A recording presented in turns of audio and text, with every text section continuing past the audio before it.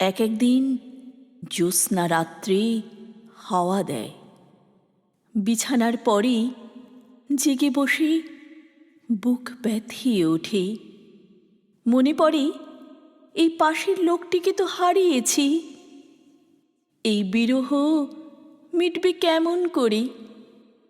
আমার অনন্তের সঙ্গে তার অনন্তের বিরহ। দিনের শেষে কাজের থেকে ফিরে এসে যার সঙ্গে কথা বলি, সে কে? সে তো সংসারের হাজার লোকের মধ্যে একজন। তাকে তো জানা হয়েছে, চেনা হয়েছে, সে তো ফুরিয়ে গেছে। কিন্তু ওর মধ্যে কোথায় সেই আমার অফুরান একজন? সেই আমার একটি মাত্র।